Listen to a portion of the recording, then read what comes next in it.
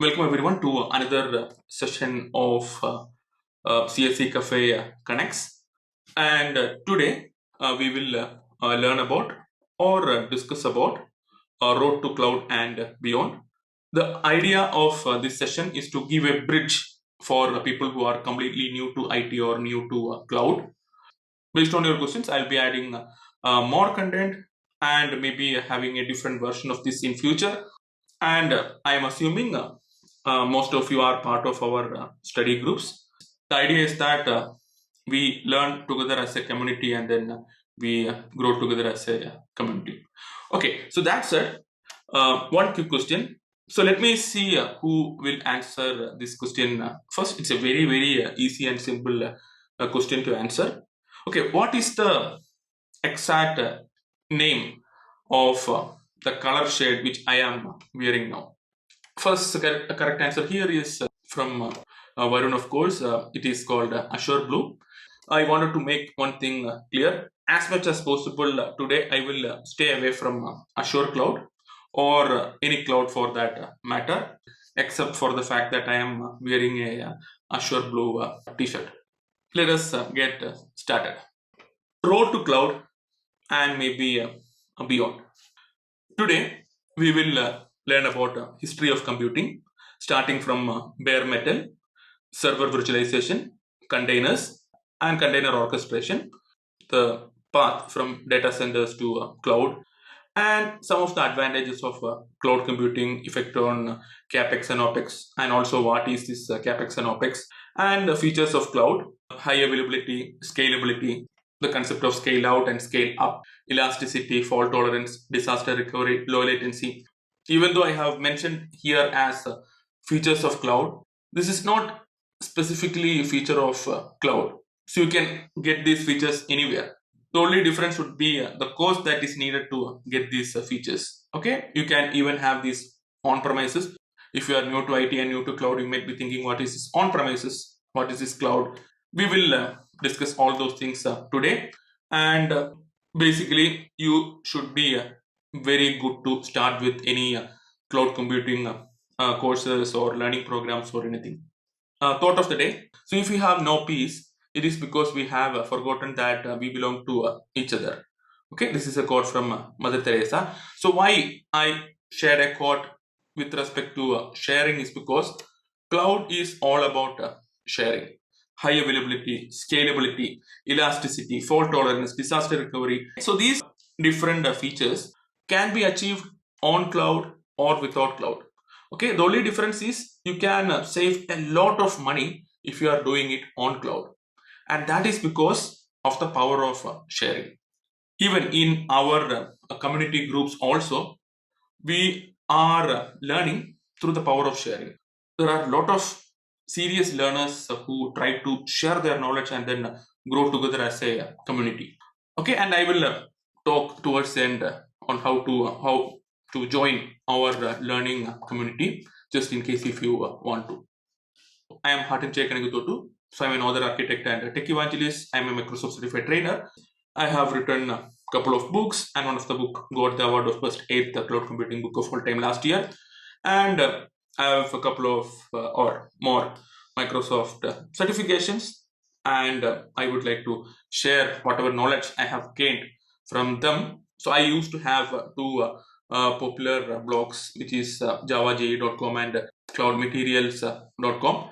I am trying to combine most of the things and also work on something which is more core, which is the engineering part. So I am creating a new blog, which is a CSC Cafe. So that is my personal blog, and then I am planning to have an interview kind of discussion, bringing in a lot of experts from the industry. So you may have definitely heard all about it in episode 0. Let us take a pause and get started with the topic for today, which is introduction to cloud computing. Let us start with the history of computing itself. Okay, before learning about the history of cloud computing, let's start with the history of computing itself. Okay, so bare metal, you can consider for beginners, you might have a computer or a laptop or some device with you, right? So that computer or laptop, okay, you can consider as a single physical machine. Okay, you will have one single physical machine, and in that machine you will have an operating system. In that you will do all of your work. Can we have such a machine used in the cloud, a dedicated machine? And answer is definitely yes. Now you have dedicated hosts in all public clouds. When you are sharing, you get all those additional benefits, but whenever you are not sharing, you may not get all those benefits, but still it is possible.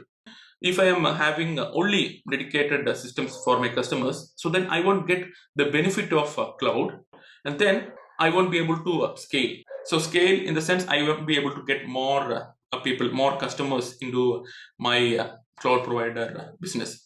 Okay, so more customers come to cloud because they can save money. So if you cannot save money, then why should they come? So that some people will definitely come because even if it is a dedicated machine, you will get lot of other benefits, like you don't have to worry about many of the things that you need to do on a physical data center. We'll talk about data center later.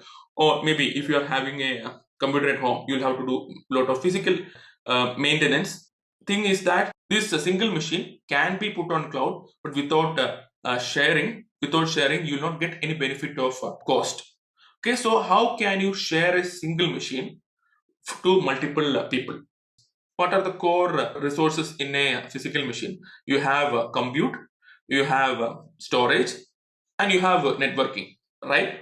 So these components has to be shared between different people. That is our goal. So then only we can get the benefit of cost. From bare metals, we went to server virtualization. Okay, server virtualization means one host machine.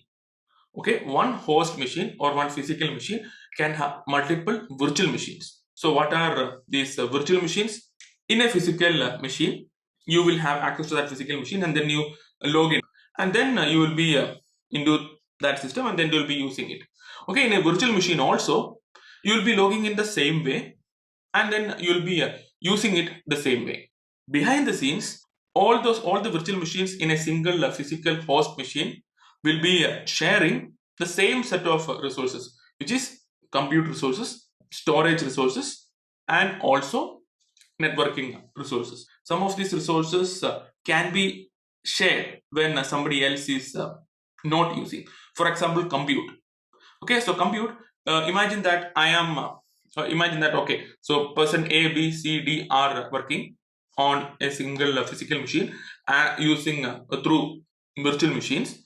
Okay, so when A is not using, everybody else can completely use those compute. There will be a lot of other things behind the scenes that needs to be taken care, because otherwise everybody will collide, and then it will be a mess, right? So for such things, there needs to be a software that will control all these sharing of resources between different virtual machines. And this software is called as a hypervisor. Hypervisors, there are two kinds of hypervisors. There is a type 1 hypervisor and there is type 2 hypervisor. Type 1 hypervisor is something that will allow you to share your physical machine directly, okay, directly, which means you will have different virtual machines installed directly on your physical machine. Your physical machine is there, then your hypervisor will be there, and then your virtual machines will be there. And then within those virtual machines, you will have operating systems. And type 2 hypervisor is all about installing one operating system on top of other. For example, you have a Windows operating system, and within that, you need to simulate a Linux environment to do some work on Linux. As a task for you, find out and share some type 1 and type 2 hypervisors that are available.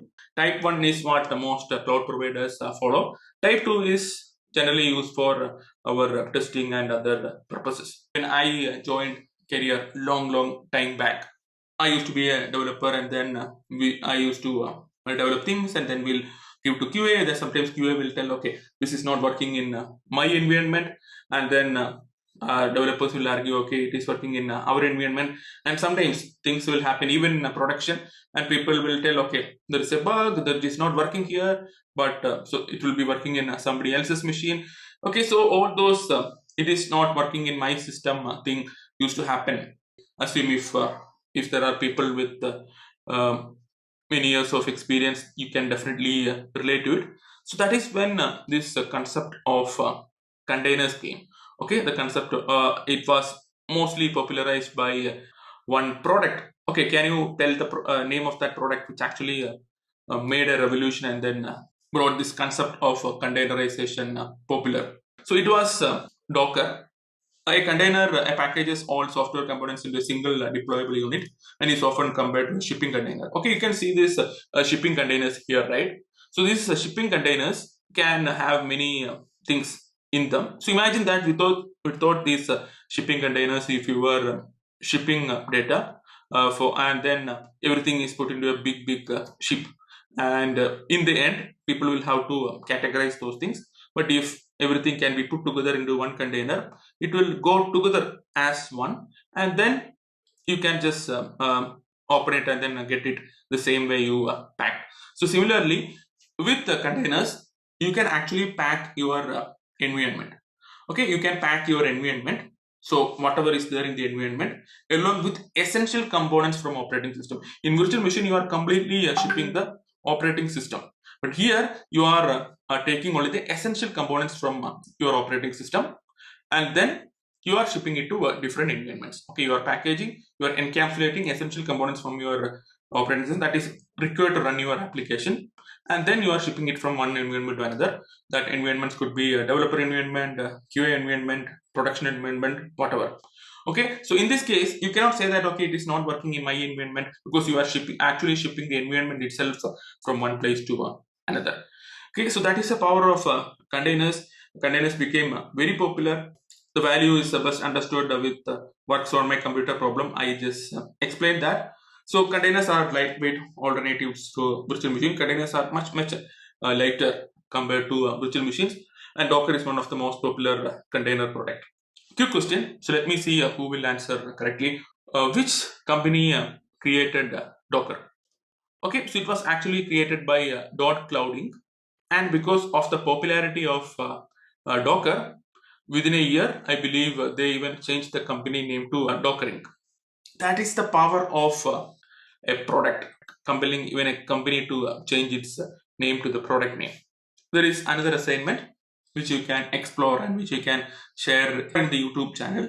The question is Docker the only containerization technology that is available? Are there other containerization technologies that are available? And if they are there, list out as many names as possible. Managing the containers. Okay, when you have one container, when you have two container, when you have few containers, it is easy. But when you have lots of containers, lots and lots of containers in an enterprise, it is not easy to manage them individually. So that is when the need for a manager for managing all these containers, and basically it is called container orchestration. Kubernetes is one of the most popular container orchestration tool. Kubernetes originally started as an internal project at Google and later was made open source. Okay, Kubernetes can be used for the management, scaling, and deployments of containers efficiently. Kubernetes as a service is available on most public clouds. Example, EKS on AWS, GKE on Google Cloud, and AKS on Azure. Okay, Kubernetes is usually referred to as K8s. Can somebody quickly tell me why it is referred to as K8s? Mani has mentioned it. Okay, there are 8 letters in between the K and S. Okay, who manages the Kubernetes project now? Search in Google, or later also you can search in Google and then comment over the YouTube channel. Okay, so now cloud cloud did not just start just like that, right? So it started with data centers. Even now, it is cloud is backed up by data centers. Okay, so what are these data centers?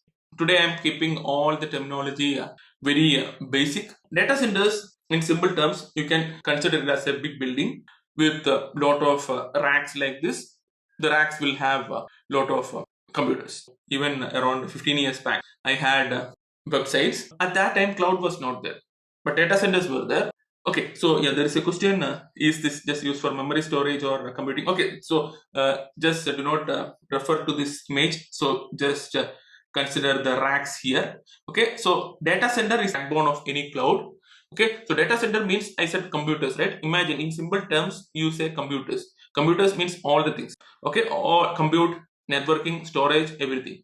Data center will have lot of computers, and then all those or computing resources, to be more accurate, all these computing resources can be given to different people. Okay, can be given to different people, and these people will be sharing it. So as I mentioned, even 15 years back, data centers were there, and then I used to get a space from them. I used to host my website. But what's the difference between data centers of those time and data centers which are now called as cloud? It could be private cloud or public cloud. We will see what is private and public cloud and all in a few minutes. The primary difference is in the way these data centers are managed. Cloud has a few important properties. One is on demand. On demand means what? On demand and automated provisioning. Basically, whenever I need a resource, I can automatically provision it, and whenever I do not need that resource, I can automatically deprovision it, or delete it, or remove it. And at the moment I am removing it, I will not be charged again. But in traditional data centers, whenever I was buying a space, I used to buy it for a month or a year, irrespective of whether you use it or not. You will have to still pay. It is kind of a capital expenditure, because you are reserving money and you are paying it, and most probably you will be paying it upfront. So it is kind of a capital expenditure, you can say. But with cloud, it is on-demand provisioning, which means you can create a virtual machine whenever you want, and whenever you create it, you will be started to build, and whenever you stop using it, your billing will also stop. The granularity of billing may depend from may change, may be specific to a cloud provider. For some cloud provider, it could be minutes. Some cloud provider, it could be hours. Some cloud provider, it could be seconds. Some cloud providers may charge you only for the minutes you used, or even seconds. Okay, anything that, so we are not going to do anything specific to cloud provider, but that flexibility is there. Okay, so that flexibility is also called as, because you are not using based on a pre-decided amount. So using based on a pre-decided amount is generally called as a capital expenditure, because you are reserving something upfront. And so here you are using it based on a metered pricing, which means uh, it is pay per use. Okay, how much you use for a month, you pay for that. You use more, you have to pay more. You use less, you have to pay less. And that is how cloud computing is different from traditional computing. Okay, so here you have that flexibility of on-demand provisioning and metered billing. Cloud definitely have lot of abstractions, such as infrastructure as a service, platform as a service, software as a service, containers, functions, backend, lot of things. Okay, so we will once we understand most of these terms, we will be having a much more clarity into cloud. Okay, so what are the advantages of cloud computing? Okay, cloud computing replaces upfront capital infrastructure expenses. So some of these are actually examples of public cloud computing. So what do you mean by public and private cloud? Public cloud is your popular cloud providers such as Amazon or Azure, GCP, all these guys.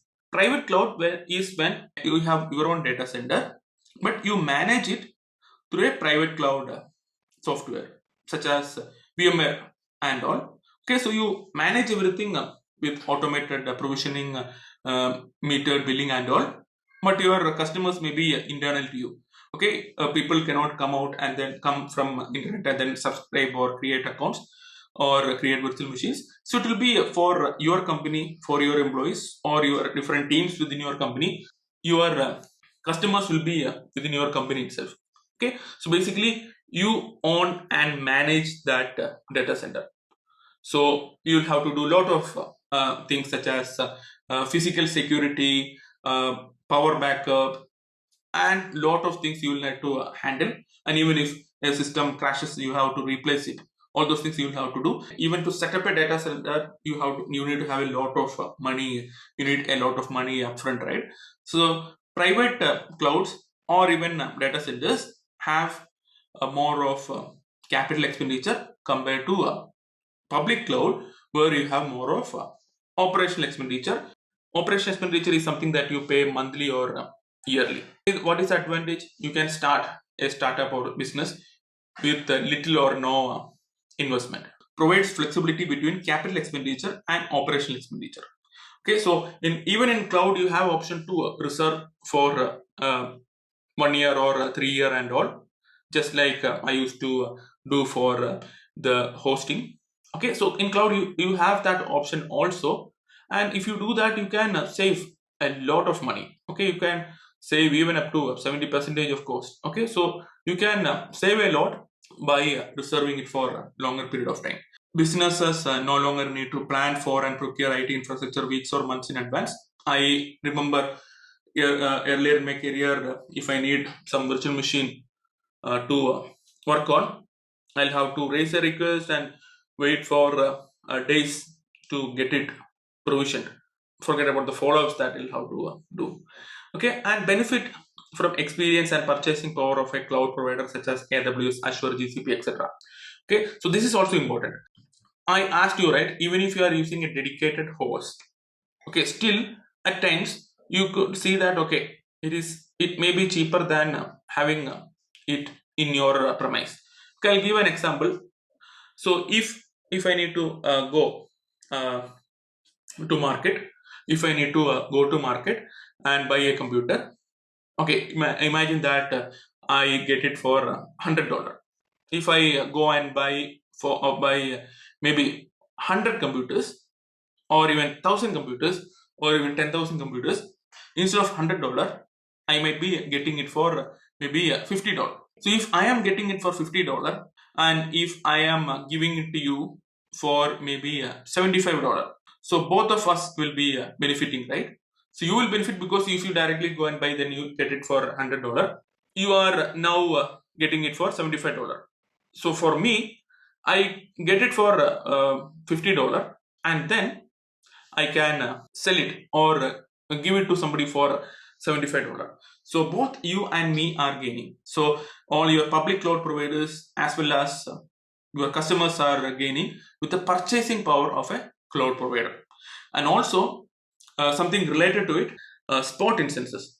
Okay, so these cloud providers will not be only giving these instances for a fixed duration. You also have an option to use it whenever somebody is not using. For example, your cloud provider will have a machine. Imagine that virtual machine is not used by anybody. Your cloud provider is not getting any money out of it.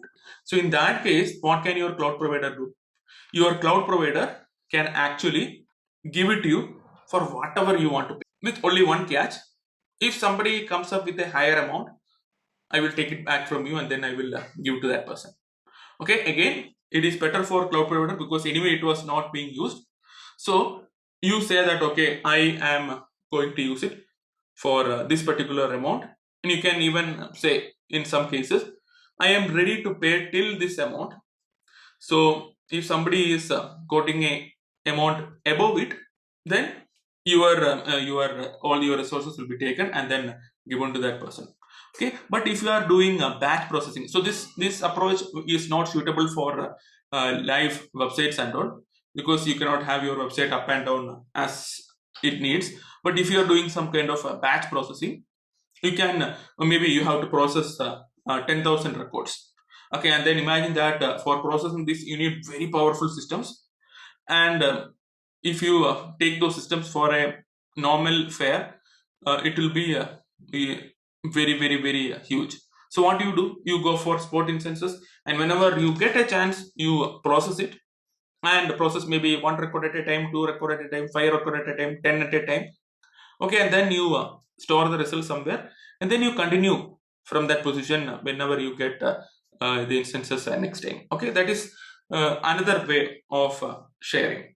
Okay, so there are multiple ways in which your resources can be shared on cloud, and that is how both cloud provider as well as you are getting the benefit.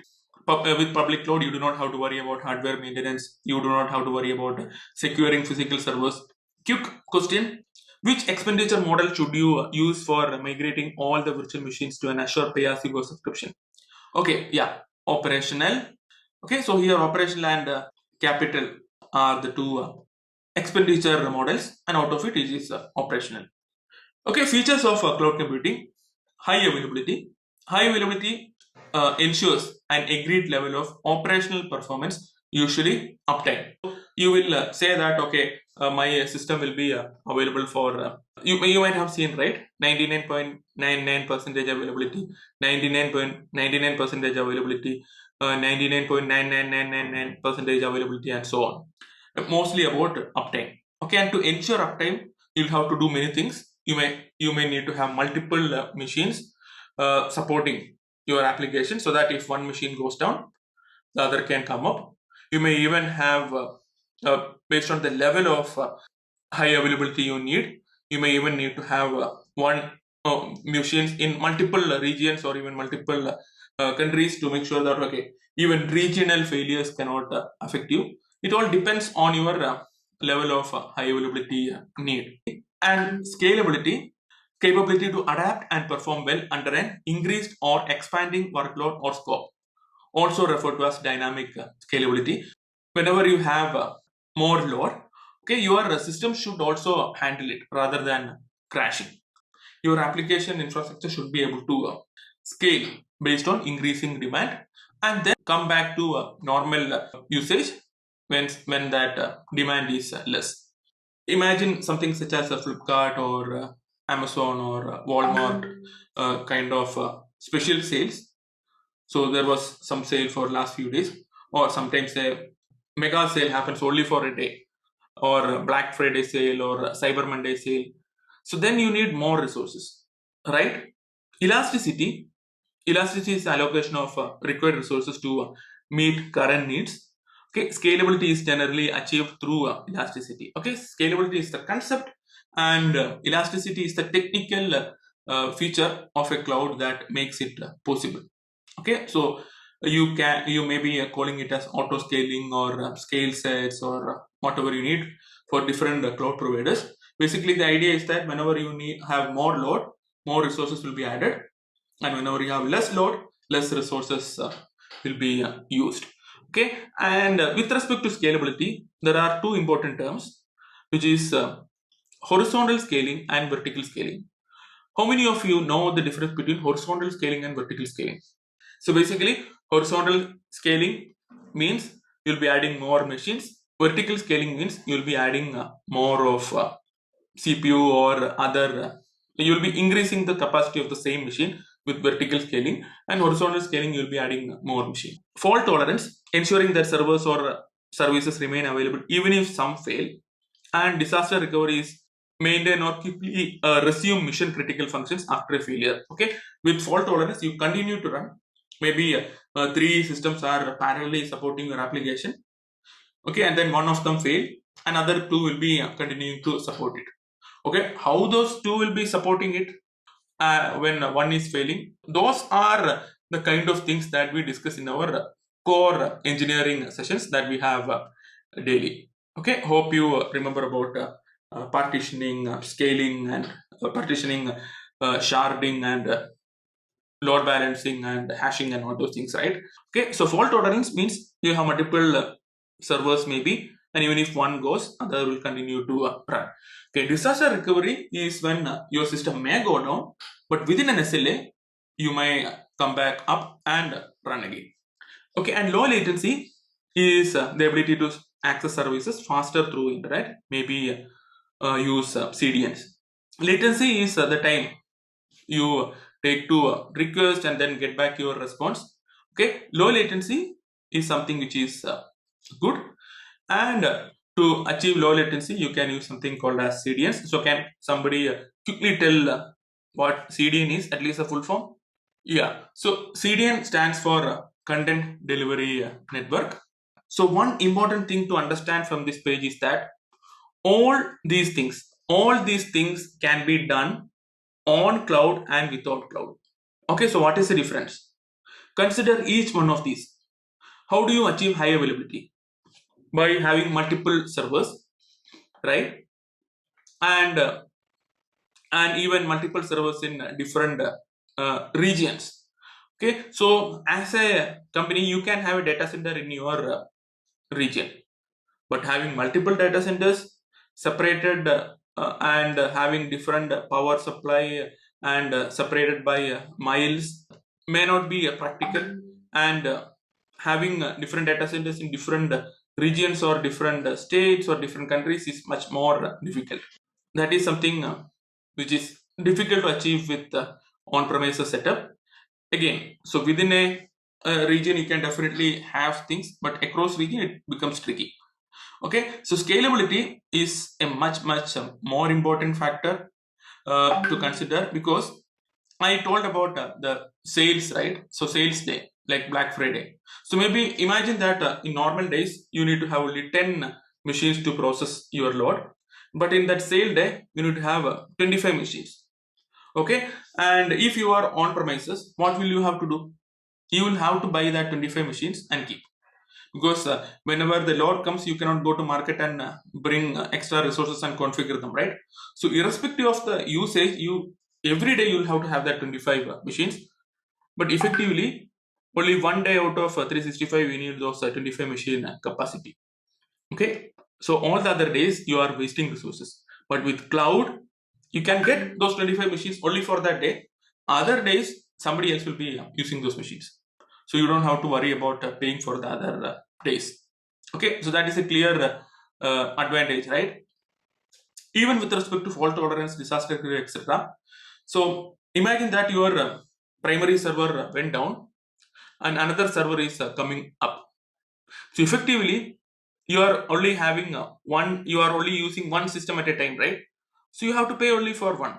But to have a setup, such a setup in on-premise environment, you need to buy 2 to 3 machines, and then uh, two of those machines may be simply sitting there without doing certain things. Okay, so uh, we discuss, we discussed, and we will again discuss all these concept of replication, sharding, and all in our daily sessions for engineering.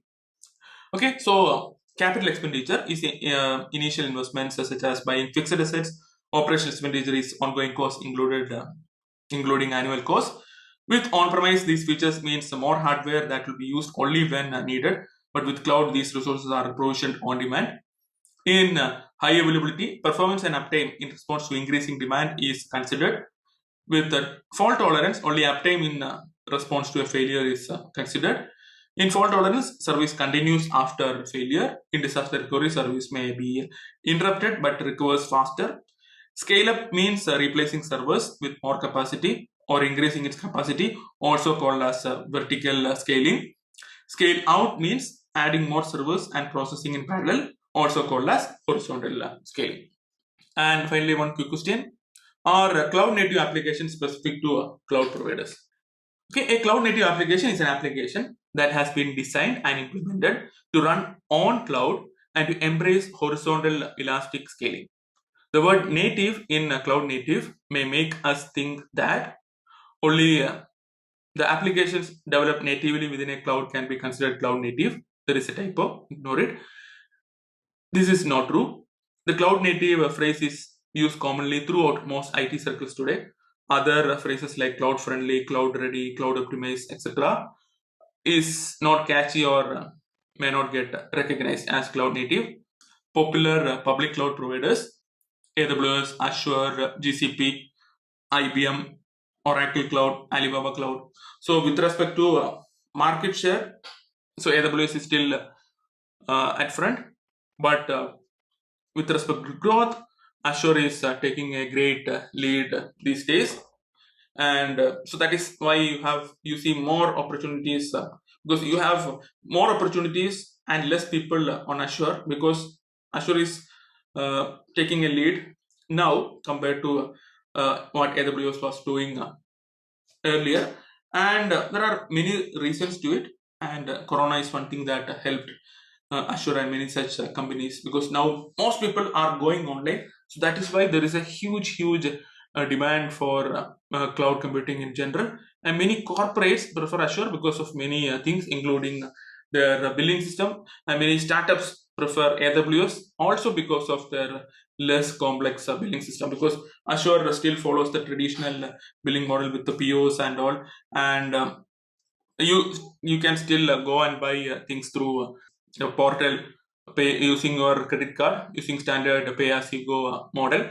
But again, Azure also have this idea, a concept of selling through resellers, and when you take through resellers, you get a very good discount, maybe up to 15 percentage or more. Okay, so generally these resellers are called CSPs, okay, or CSP partners.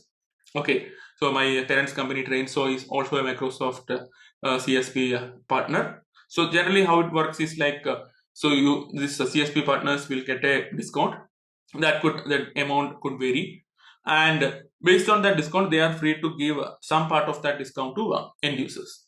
Okay, so effectively, again, your end users are gaining, right? So if you are directly going and buying from Azure portal, maybe you'll have to buy it for $100, just an example, and the CSP providers will get it for, say, let us consider 80-85. So even if you are getting 5% discount, it is good, right? Even if you are not getting any discount, okay, even if you are not getting any discount, still it is good for you. Can you tell one reason, if you know about the CSP program? Okay, so the reason is because many cloud providers allow you to reserve instances, right? The flexibility of capex and opex and all we discussed, right? In Azure's case, this reservation as of now is not available openly in many countries. Okay, so this reservation is not available openly in many countries, and it is available only through CSPs in such countries. Okay, so even if your cloud provider is not giving you any, or your CSP partner is not giving you any discount, still you are able to use features such as reservations that you would otherwise not be able to use. Personally, I work with both AWS and Azure. Both of my published books are on AWS. Even the book which got the best 8th cloud computing award. And then people ask me why I am moving, or why I am more focusing on Azure these days. One reason is you also have to consider how things are there in the market and what is the demand, and you have to focus on such things. And that is one general thought, and specifically is also because of my current job, where they focus more on Azure compared to AWS. Okay, so I prefer to teach things or train things around what I have to work at my job, because it is always difficult to learn and then teach, or work and then teach two different topics. If everything is together, both because my learnings and whatever I learn, my community discussions, everything will benefit even the company, because I'll be more productive in such works. And at the same time, it will help my community, learning community. It will help my students also, because I am coming with actual practical experience rather than this theoretical experience. So it is a win-win for both sides. So that is why I always try to stick to technologies that I work with whenever it is about teaching or training. Okay, so now I need all of you to answer one thing. All of you to answer one thing in the comment. Have you learned at least anything new today? You can just comment, yes, I have learned, or no, I have not learned, because otherwise I will not get a context. But if you are commenting in the chat, perfectly you can say yes or no. Okay, so it is all about all yeses at least, or people are afraid to tell no because thinking, okay, what I will feel. Okay, in whatever be the case, I'm happy that at least somebody could benefit from this session. If you have any questions, you can ask. Thank you everyone for attending this session. I hope it will be useful to have this information when you go for any advanced courses in Azure, or even beginner courses. So this information can definitely help you even if you are going to an Azure Fundamentals ASL 900 course or AWS Associate course or anything. Okay, so let me quickly wind up this session, but you can continue to ask questions in the groups or anywhere you find me, and I will be more than happy to answer. And even in the YouTube comments also, you can definitely ask these questions, and I will answer it. Bye bye for now, and see you all in the next episode.